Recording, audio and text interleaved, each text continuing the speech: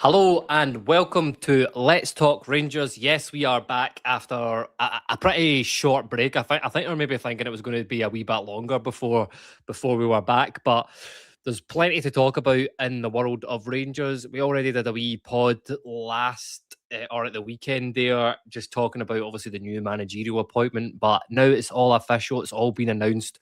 We're going to get into that, but before we get into that, Ross, it would be remiss if I did not start off by asking you how you are, and I don't know how the last sort of 3-4 weeks have been since you've been off live podding. Yeah, we decided to come back on Sunday, didn't we, and record a little podcast to react to the lots going on last week about McInnes and Rohl, and I think it felt like a good time to come back. So yeah, been really good. We were again both. It's worth saying both blown away by the support for the podcast. We'd been away for 3-4 weeks, and lots of people came in and listened to that. So as always, we're really appreciative of everyone getting involved and leaving their comments. So yeah, I've been good. Other than the weather, I mean, it's supposed to be summer, and also hay fever is absolutely killing me, mate. It's really bad. Like, no joke. I came in for a walk last night and my eyes were like huge and I couldn't calm down all night. So yes, it's very much been loading myself up with antihistamines the last couple of weeks. But other than that, yes, I'm good. It's great to be back talking about Rangers again, because you do miss it. You think that break comes at a good time, but then after a couple of weeks, you're like, I'm kind of choking to talk about something again. So yeah, as always, it's good to be back. Yeah, that's what I've been saying to you, especially the past week when this news has been ramping up. Like, I just want to get back to insane, given the end to last season, and it is already last season. I'm counting it as that. Like, what a difference a few weeks can make. But see, listen, is that we're a Rangers podcast, we're a football podcast, Ross? You must have been enjoying the World Cup. What have you thought about the World Cup so far before we move on? Because that's all I've been talking about and getting asked about as well. It didn't start so well, did it? And then it started to pick up a little bit. I think the other day when Argentina played, Norway played, France played, so it was Mbappe, Haaland, Messi, all the kind of big players coming to it. Harry Kane last night with England as well. They had a really good result. So yeah, I've actually been enjoying it. You don't feel as connected to it because it's on at weird times in the morning. You miss lots of the games, but it's because I'm sure lots of people in this position, it becomes part of the kind of morning routine, isn't it? You get up in the morning and you watch all the highlights from the game. So that's been quite satisfying. And you'll know me, Kyle, I am Lionel Messi's number one fan, always will be. I love the guy to bits. So to see him continuing to do what he's doing at 38 is unbelievable. And if he was to go on and win a World Cup again, that would be remarkable stuff. But yeah, I've been enjoying it. I think I'm looking forward to pre-season now with Rangers, and you've got kind of best of both worlds, and that's why obviously we brought the podcast back at this point as well. You get both. So yeah, I have been enjoying it. What about yourself?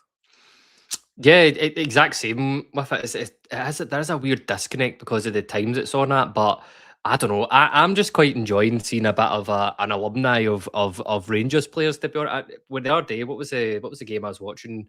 Canada Bosnia, and then blinking Nico Katic just popping up at the back for Bosnia after all these years under Gerrard being told he was Croatian. It's a shocker, but it's been good really to see Raskan come on as well, right, and actually make an impact. That's huge for us. Well, you know, I was messaging you there, being like, we need to get. I'm not happy that Raskin's not starting here, because even just to get him, but he came on, changed the game. So yeah, it has been nice to see some former Rangers players and some current Rangers players at the minute. But before we go on, I will say I wasn't a fan of the smaller nations, but now they're here. I'm actually all for it. That Cape Verde Spain result just totally changed my mind on it. But listen, that's us done our wee spiel about the World Cup. So that's the last time we'll mention that. That's it. That's it. Done now. That's it. Back to Rangers now. That's it. We're finished.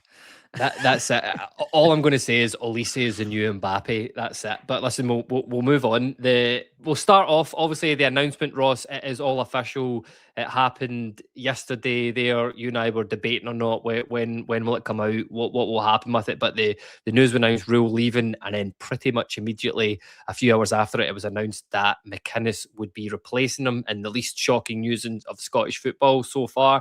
But I've really enjoyed reading about. I cannot wait for the interview already when he sits down here. But what McInnes said on it, it's a real honour to become the manager of Rangers Football Club.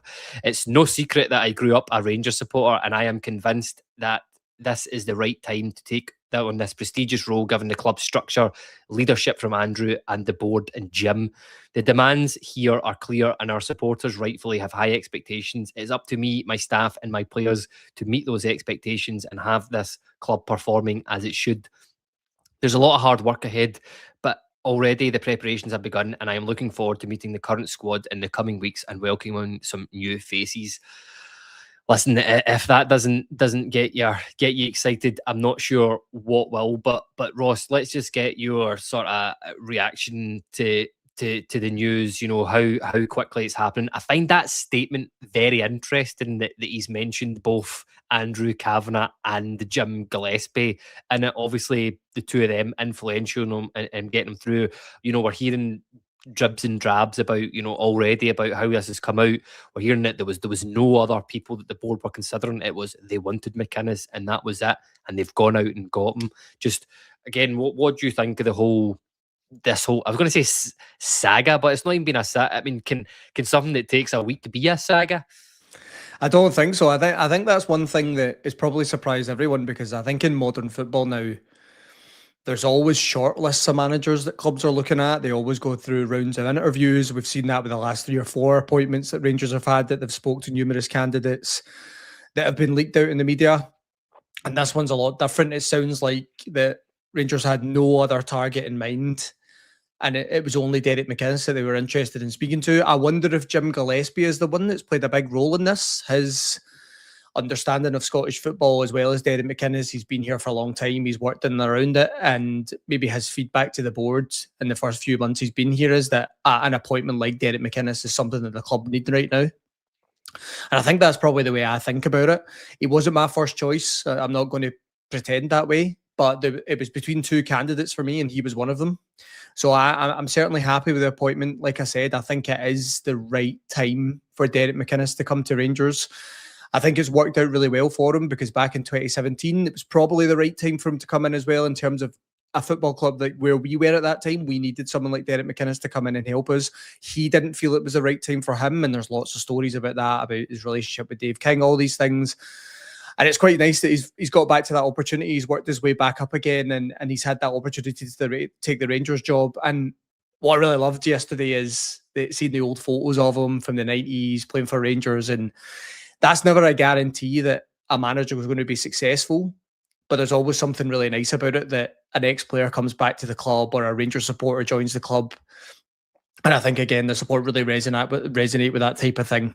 So, yeah, I think it's a good appointment. I really do. I think it's exactly what Rangers need at this time. And, yeah, I am surprised that there weren't any other candidates involved. And we spoke about this on the Sunday podcast, didn't we, Kel, that I think it's quite refreshing for Rangers to have a real clear idea of what they're wanting to achieve, and they just go and execute it. It was seamless. Danny Rohl obviously made it clear to the board Thursday, Friday last week that he wanted to make this move, and Rangers have just put things in motion to get Derek McInnes over the line. And when he's asked the question of leaving Hearts to join Rangers, it's a no-brainer. He's always going to make that move. I've seen lots of things this week from Hearts supporters about, I can't believe he's moving to a rival, and he's in very strong language, like he's a rat and things. I find it all a little bit, it's just nonsense for me, Kel. The 2 clubs are not comparable, right? Let's just make that clear. Hearts are a fantastic football club in Scotland, one of the best here. You offer any Hearts player or any Hearts manager the opportunity to join Rangers, they are going to take it. We are a bigger club. That is just the way it goes. That's football. There's bigger clubs than you out there.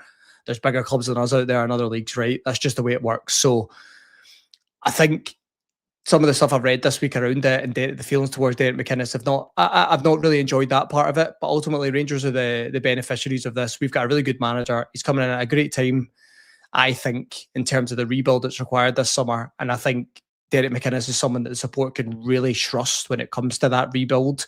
They'll have faith that he can make the right decisions to ultimately bring success back to the football club. Well, that's the exact thing. I think if McInnes gets off to a bit of a shaky start, and touch wood, I mean, we all hope he absolutely doesn't, you'll get a bit of wiggle room because of the person he is, because of, you know, his knowledge. Danny Rohl does not get that because of the way the season finished last year. But listen, there's a couple of really good comments already for the first pod of this season. Dazzle1 says you need the right time and structure.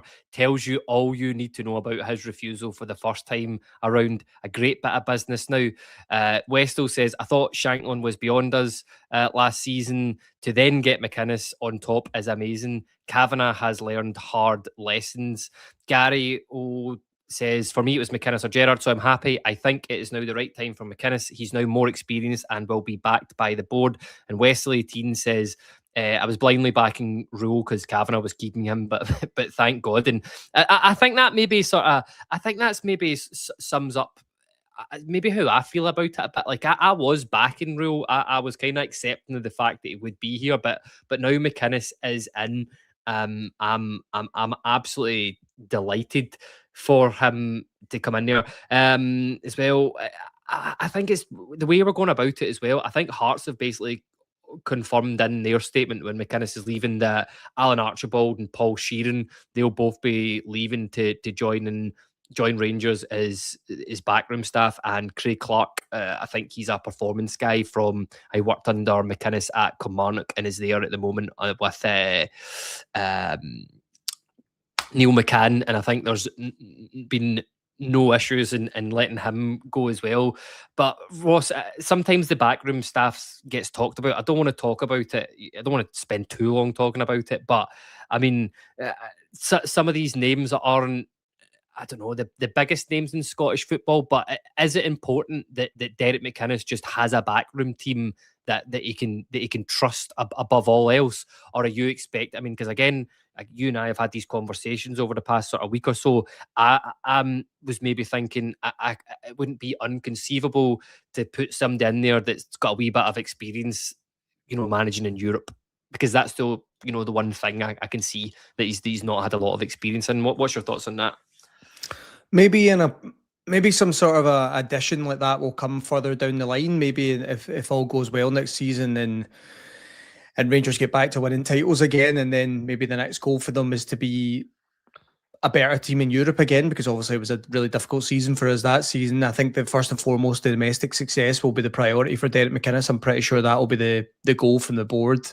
And maybe once they go back looking at European success again, other than the financial constraints that come with that, then maybe we'll see that type of appointment in his backroom staff. But for me, when I look at the backroom staff, I just want any manager that we appoint, I want them to have a backroom staff that they believe makes them better in the role. So if Derek McInnes trusts Paul Sheeran and Alan Archibald and Craig Clark from Kilmarnock that he worked with previously, for me, I think for me, I always expected them to bring his own backroom staff. I've seen lots of people complaining about this earlier in the week, that I can't believe we're appointing guys of that kind of stature. But ultimately, I just want Derek McInnes to feel the most comfortable in the role. And if you trust these guys, then I think that you're going to get a better Derek McInnes, and that's what's the most important thing. So it's not like Rangers fans to find something to complain about, Kyle. Let's be honest, we're all the same. We always find wee small details to complain about.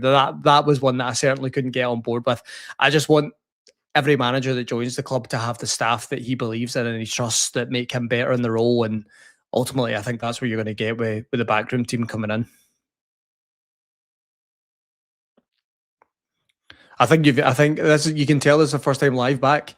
Oh no, man, absolutely terrible, man. I could just see it popping up on the screen there as well. But listen, we like to offer sort of all sorts of opinions on this here. Peter Mick says McInnes has only won one trophy, so people should remember that. I'm backing him, but he's not the superstar everyone is raving out about. I've only met one other person as well that's described this as too safe an option for Rangers. But where's the other comment here? And Gary, I thought this was a good comment when he says Dell might not have managed in Europe, but he's got plenty of experience playing in it. So you never know how that will stand, we could say. But listen, let's move on to the next point here, Ross. I want to know what we start thinking what a McInnes squad looks like, about what sort of ideas he's going to bring to Rangers. Everybody kind of knows he likes that the teams that are, reliable, very physical players, can withstand the battles. That there's going to be, everybody's going to be given 100%. If somebody's not cutting it, you know they're going to get hooked. Some of the players that are already in the squad, Lawrence Shankland, what sort of style of football are you expecting to see under Derek McInnes, and do you think it'll be drastically different to what we've seen even to last season? I don't know why that wasn't working there. I think that we spoke about this on Sunday, didn't we? That the translation from Hearts to Rangers, I think, will take a little bit of time, but ultimately, I think the style of football can work here. I think for Derek McInnes, what you always, when it comes to any of his squads, I think you always look at they're really hardworking, they're really determined, they've got a strong mentality, and I think that's ultimately what this Rangers squad need at this time. I think there is talented players in there, but I think it's the mental part of the game that we're really lacking on, and I think that's something that you can really trust Derek McInnes with, because I was actually thinking of this earlier, and maybe we'll come on to the overall kind of recruitment stuff. But I think the big thing for us is we've brought these players in and they've maybe just not got the mental side of it, but they're now going to be sitting across the table from a guy that really understands what's required at this football club. And I actually think back to like any line of work, it's not just football, but if someone is hired to do a job and they don't satisfy the requirements of that job, or they aren't up to it, the person responsible for that is not the person that was hired to do the job. It's the person that hired them, right? That's what it's all about. So in terms of mentality standpoint, you need someone in there as a manager that can really understand what's required here. And I think that's what you get from Derek McInnes. And I expect to see that from his squad. There might be times where the style of football maybe isn't the most pleasing on the eye. I think there's going to be games this season where I think Rangers might struggle against low blocks where they sit in. But ultimately, what I think as a support, what we really resonate with and what we love watching is a real hard-working side that really play for the badge. And I think that's what you're going to get with Derek McInnes. Can he then develop his style of play into something that's really dominant with the ball over time? I'm hoping so. And I don't think he's going to play exactly the same way that you've seen Hearts this season. But I do think the mental side of the game is something that we're really going to see from this Derek McInnes Rangers team. I think you're going to get back to that real Rangers identity again that we all love as supporters, and going to Ibrox and watching every single week. That's what I expect to see from a Derek McInnes team. That obviously feeds into recruitment, which we might have a wee chat about. But that, first and foremost, that is what I want to see. And I think that's what we will see. A hard-working, determined squad that will give absolutely everything. The guy in the dugout is going to give absolutely everything for Rangers, and he's going to expect exactly the same from his players. And I think that's something, as a support, we feel it's been lacking for a good 3 or 4 years now. So that's something I'm really looking forward to watching.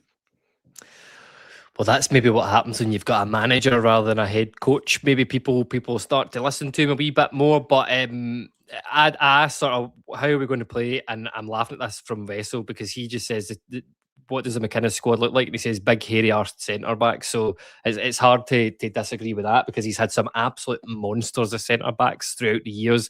But Peter McSee, 1406, I'm sure I actually saw a comment in there somewhere. He said, going to move on from the McInnes chat, but there was no way we're going to move on from it. It's just, we've just announced our new manager as of yesterday, but he wants to talk about some signings, Ross. So maybe get into it. I seen a couple of comments. I think it was one right at the start that said, in fact, it was Peter himself. He said, get Devlin and Braga in. There's already a lot of, Hearts players been linked with us. I'm not sure I want to see us going in there and just raiding Hearts because I think a lot of the players are going to be too expensive and I don't want us just to become Hearts, basically. But maybe another couple I'll throw at you here as well.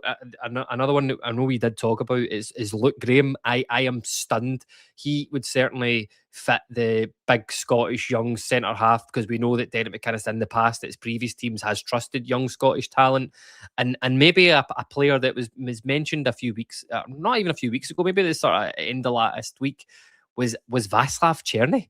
I just did not think that he'd be a guy that would be linked to Rangers again. But now I've seen McInnes, the way that he has had his teams in the past. I think Černý might actually be a pretty good signing under McInnes. I don't know how if that is the road we're going to go down, because I do know obviously it's well documented that Kavanagh had that meeting yesterday when he was sort of explaining some of the recruitment. Václav Černý was the player that he used, was like, this we can't go and buy guys like that because they're not going to be an asset. I actually can see the recruitment changing this year slightly, Ross, from going from, here, listen, are we going to buy that player in to make us money, to we're going to buy this guy to come into the squad and win us stuff just now. So I know I've said a few things there, but what do you think? Do you think we will see a slight sort of pivot in the recruitment strategy? And I've chucked a couple of names at you there to keep the guys that are watching in the comments happy. So let us know what you think of some of those names and stuff like that.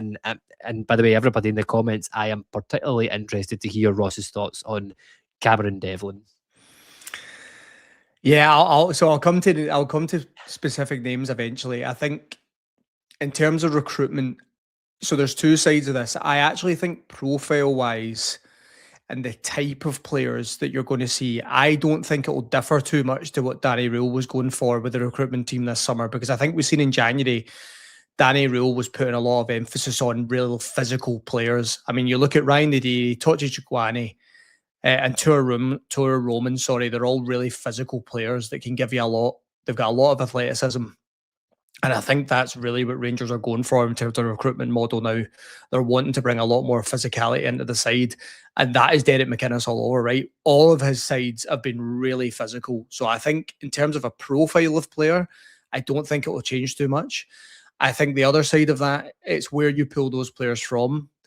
I think there might be a little bit more of a pivot towards domestic players. It wouldn't surprise me if Rangers signed 2 or 3 from the league outside of Shankland this summer, because Derek McInnes has a real understanding of this league and can probably cherry pick the type of players that he thinks can come to Rangers and make the grade here.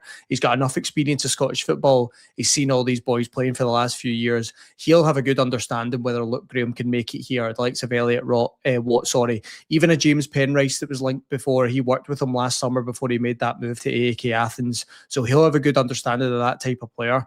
So it wouldn't surprise me if there's a slight pivot there where we pick up more domestic deals than we have in the past. In terms of individual players, mentioned a few there. I think you're right. Luke Graham, that's one that I'd be surprised if Rangers aren't in for him and they try and make that move. I have read in the last couple of days, he has a lot of interest in like top 5 leagues as well. So I think that's going to make that one difficult now. I think if you really wanted to get that one done, you had to get it done early in the window. I think he's going to get lots of interest now, and it might be difficult to get that over the line. And we've seen with lots of young Scottish players going abroad now, that is a successful route for them. So it wouldn't surprise me if Luke Graham takes that. In terms of Elliot Watt, easy one. That's one I spoke about earlier in the summer. I would definitely bring him in. James Penrice, I just mentioned as well. He's one I would bring in. In terms of the Hearts specific players, I'll start with Claudio Braga. I don't like that deal because I just don't think that Hearts are going to want to get into any sort of discussions with Rangers about transfers now. We've just taken their captain and their manager for 500,000. They're not exactly going to be desperate to come to the table, and they're going to ask for a fortune for him. I seen a story the other day that Hearts were looking for 8 million. Total nonsense. They're not going to get 8 million for a player that's had one good season in Scottish football. It's not happening. He'll be on a couple of grand a week. He's never going for 8 million. That's just not happening. But even still at 3 or 4 million, I'm not completely convinced. I think Braga's a good player, but I don't know if that's where we should be spending our money this summer. In terms of Cammy Devlin, absolutely not.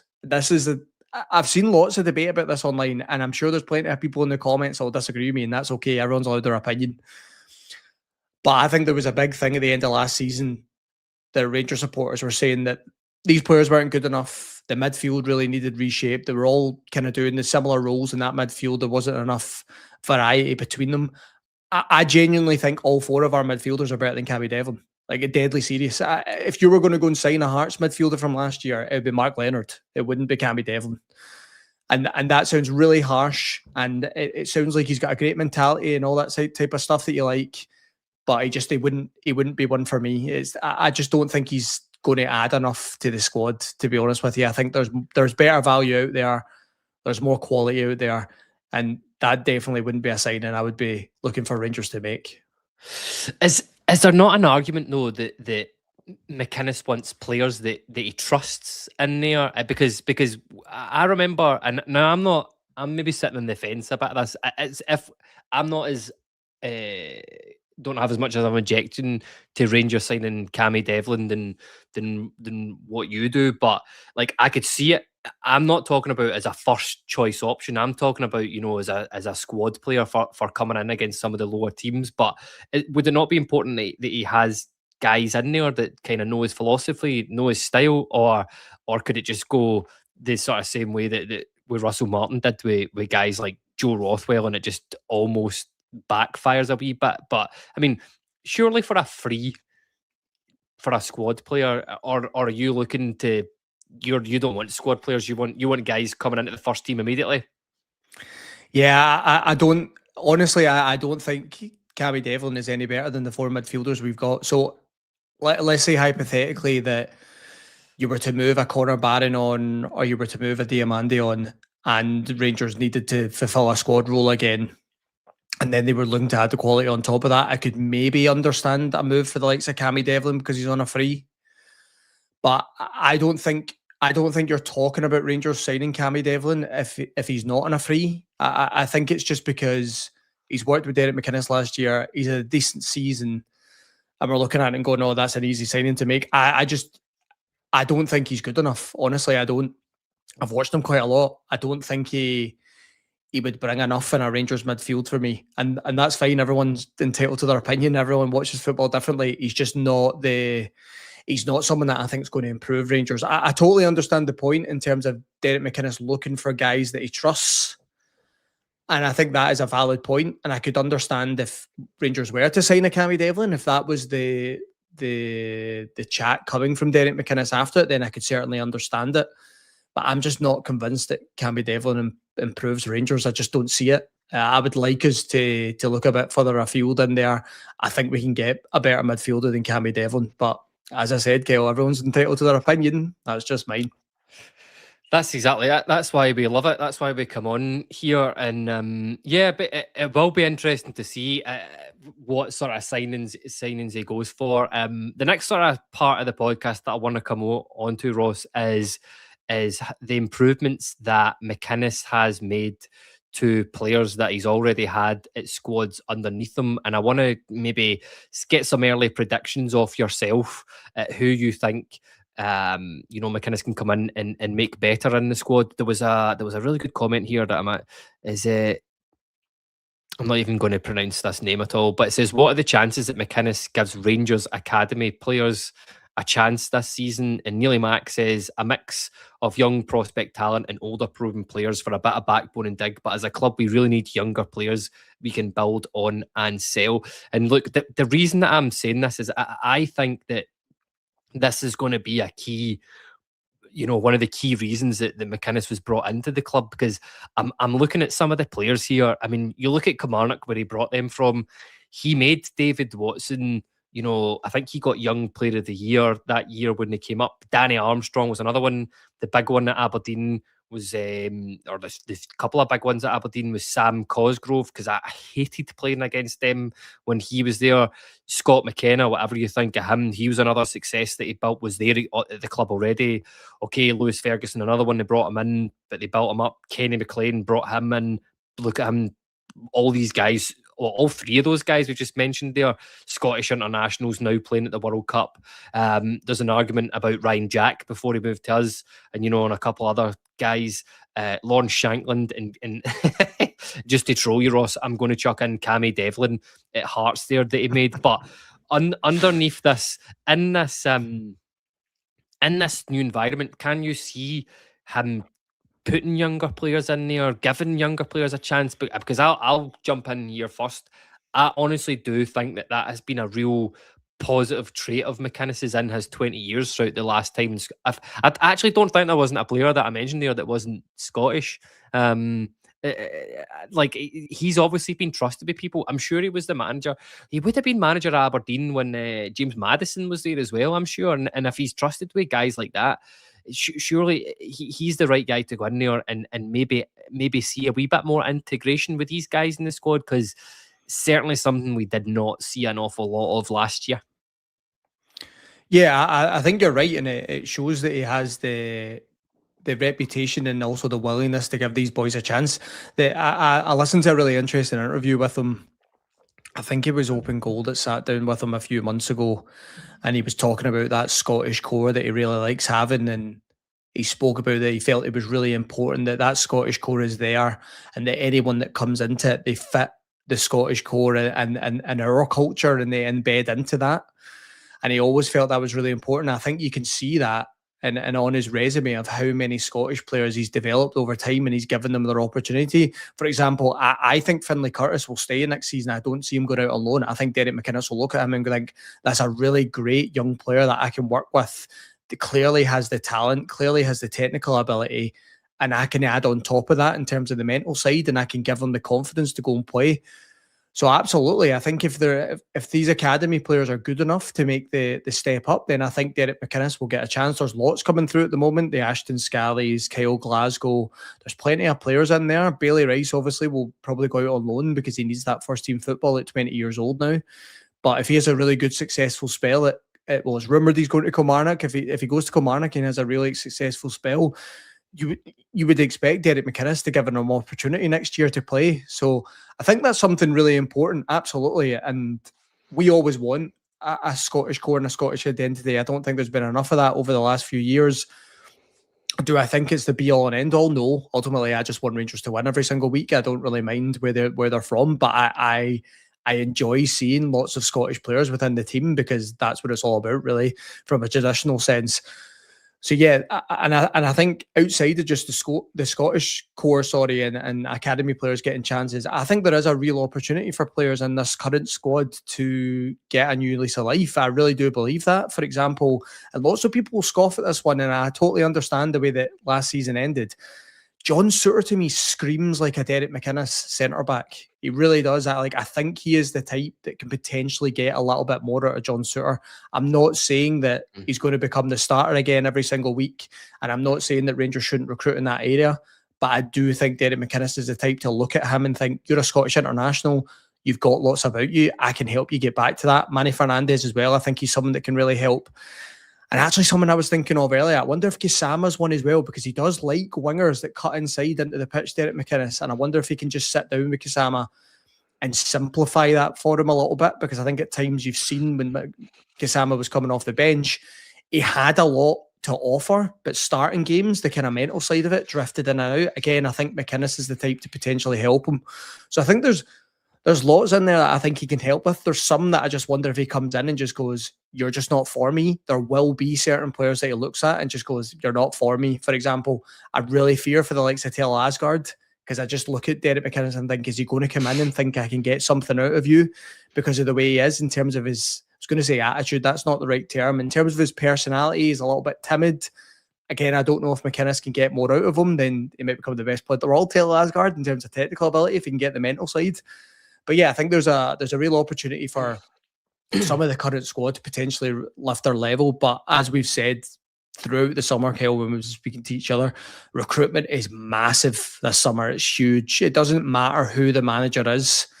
Rangers have to get the recruitment right. And I think that becomes a blend of young players like we spoke about, but also these seasoned professionals that Derek McInnes can look at and think, I can trust you when things are going to get tough, and I'm going to build the squad around you. I think that's going to be massive this summer.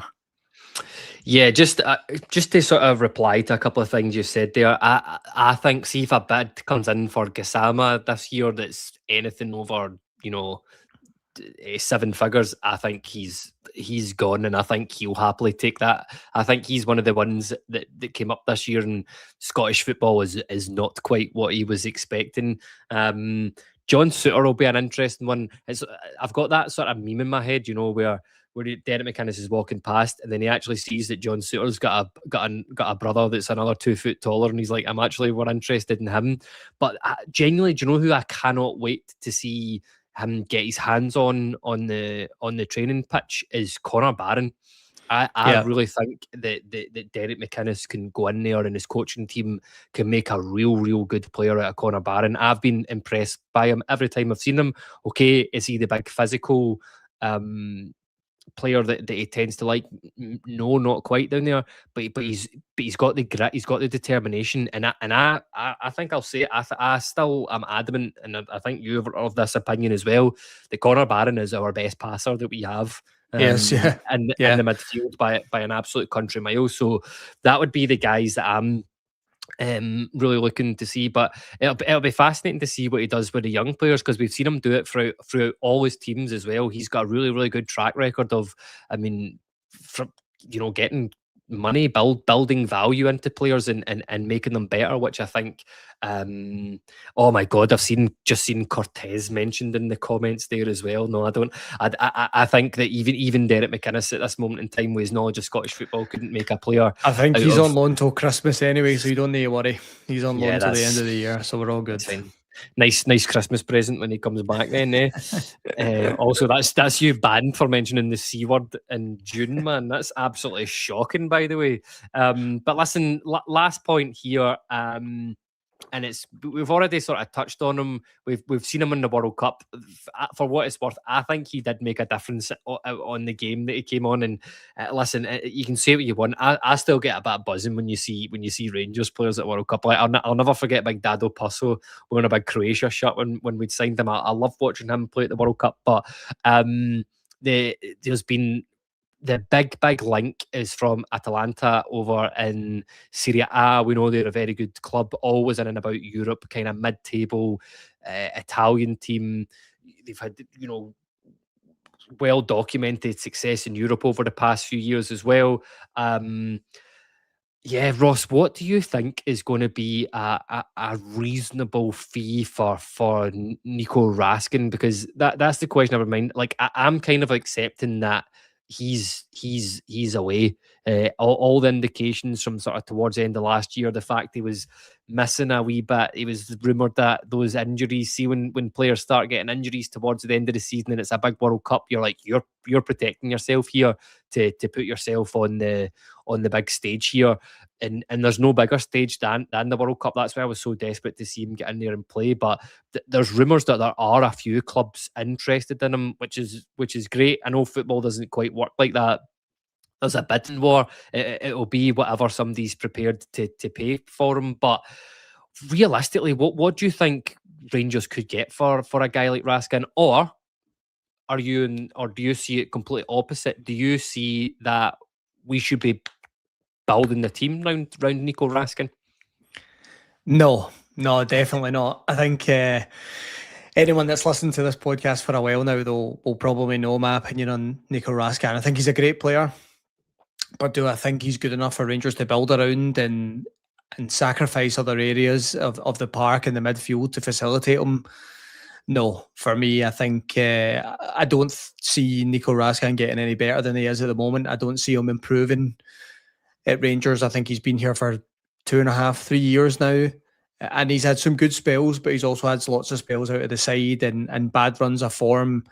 And like I said, I do think there's a good player there, and I think he could kick on and potentially go to a top 5 league and yeah, push on to another level. But I don't see it happen with the Rangers. I think this should be a deal that Rangers should be exploring this summer. If there is genuine interest, I would be contacting his agent and asking for bids to be placed and let's try and get a deal done pretty early. In terms of what I think is a fair value for Raskin, I think pushing towards 15 million would be a really good bit of business for Rangers. If they can get 15 million and potentially throw a sell-on clause in there, I think that's a great deal. Maybe in the past there's been an argument of Raskin between the 20 and 25 million mark when he's been in really good form. But I think if you're a club scouting Raskin, I don't think you would be convinced that he's of that value. I think clubs would be willing to take a little bit of a risk between 10, 15 million because they think, look, we might be able to develop this boy into something. I don't see them coming to Rangers with 20, 25 million. I just don't think he's done enough to demand that sort of figure. He's been here for 2.5, 3 years now. There's not enough there for me. So pretty easy one for me, Kyle. I think he's been a good player for Rangers, but I think it's probably time to move Raskin on. And if he's interested in making a move, let's just get a deal done this summer and go and reinvest and bring someone into that position, because I think it's the right time to move him on. So yeah, 15 million would be fair value for me. Yeah, listen, I'm just going through some of the comments here. I think a lot of people are kind of in agreement. Wessel says time for Raskin to go, 20 million with a possible sell on. Aldo says Raskin is overhyped. Big Shug says Raskin has been a massive failure at us, needs moved on. And Scott B says 15 million for Raskin max. Here's another one.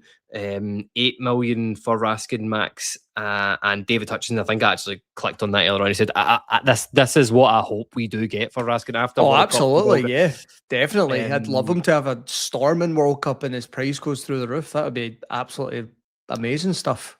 It's brilliant, yeah. But just think, like I said, you hope that there is some sales and it does give McInnes a bit of a budget. But listen, just to keep things current as well, because I've just seen this popping up on my feed, and it's maybe because of the source of where it's come from. It's a Dutch newspaper, ED, which is actually a local paper in Eindhoven, believe it or not, and they are linking us with. With Chermiti going to PSV Eindhoven again, which kind of makes sense given that is it Saibari who scored that absolute screamer of a goal for Morocco against Brazil the other night.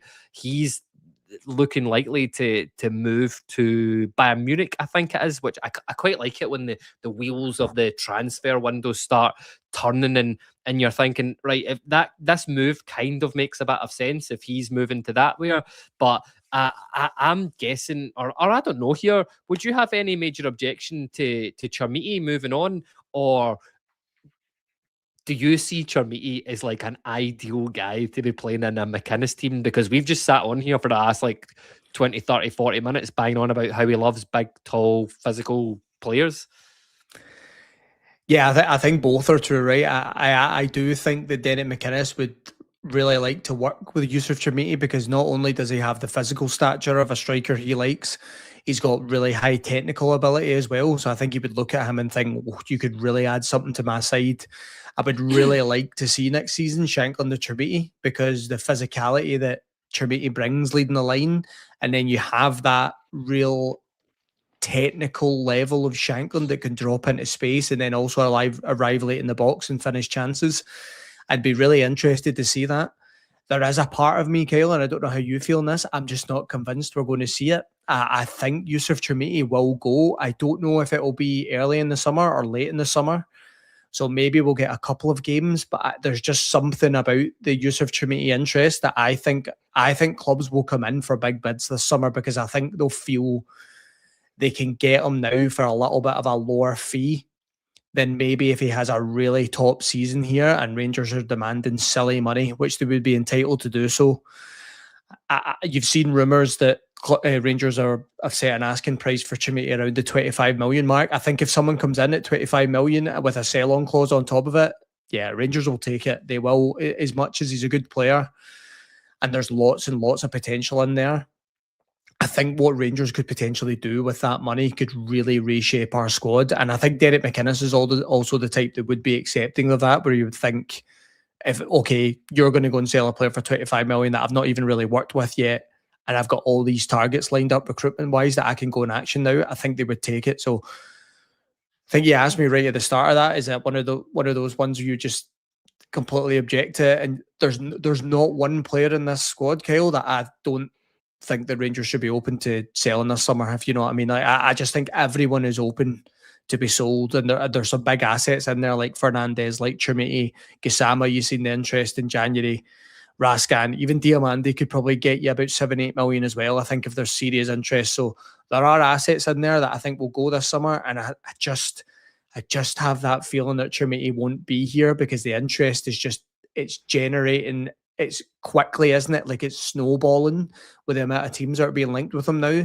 And I think that bid will come in the next couple of weeks, and it'll be interesting to see how much Rangers can get out of the buying club. Listen, Scott Ham, that's almost like you're in my head because I was like, the one player that I'm absolutely not letting go, even though he's only been here for 6 months, is absolutely Tor Romans, by the way. If they offer 50 million, I'll sell him. But yeah, that's probably it. That's the only fee I'll accept from. So that's a good point from Scott, actually. He's probably one of the only ones. Listen, I've got this. just like you've got a funny feeling Chermiti might be away, I've got a funny feeling that Tour Robbins is going to be involved in the leadership squad sort of team next year. Right. I honestly think that it would not surprise me if he's like vice captain or something like that next year in 6 months, which is mental. Couple of comments before we wrap it up. Big Shug says Big Chermiti would be terrific up front with Shanklin. Scott says next season I think if we sell Chermiti his value goes up further. Wessel says 20 million for Rankin, 25 for Chermiti. You go and get the top 2 centre backs and a goalie, bish bash bosh. And David Hutchins says Chermiti 15 goals, 41 games, never a Rangers number 9. Remember, quite a few of those games were under Russell Martin, so I'm not going to be too harsh on him for those, to be quite honest. It was 13 goals and 3 assists since January, I think, for Chermiti. So like I know you obviously look at over a season, that's absolutely fine. The statistic there is right. But if you give him the first 3 or 4 months where he was acclimatising to Rangers and you go from January onwards, his record was very good. And I wonder if that's probably why clubs are interested now, Kyle, right? Because if we're looking at that second half of the season and going, oh, he's actually found his feet. Do you know what I mean? This is the player that's everyone's been talking about having lots of potential since he was like 17. Yeah. He makes that move to Everton. He's not able to show it. He's been able to show it within 6 months. And who does that remind you of? Calvin Bassey. He done exactly the same thing. He was rotten when he first came into the team. And then he had 6 months where he absolutely exploded and was able to show his ability. And Rangers made 20 million out of him. And you see him now, he's playing at the top level every single week in the Premier League. There's no doubt in my mind that Yusuf Chermiti can't hit that level himself one day. So sometimes you just need a little bit of form and you can sell a player and you can make lots of money out of them. And ultimately, the Rangers have got to be in that market all the time, don't they? They have to maximise their sales and sell people at their peak value. Yeah, it's a fickle old game, football. It'd be fascinating to know what that conversation between the board and Derek McInnes would be like about if there is a bid in for Chermiti, but we'll never be privy to that conversation. But I suppose we will see what Derek McInnes will be like 25 million for a player. What? Someone's up to, he's not going to be used to that sort of money, is he? In terms of offerings for his players, he's like 25 million. Take it. Hurry up.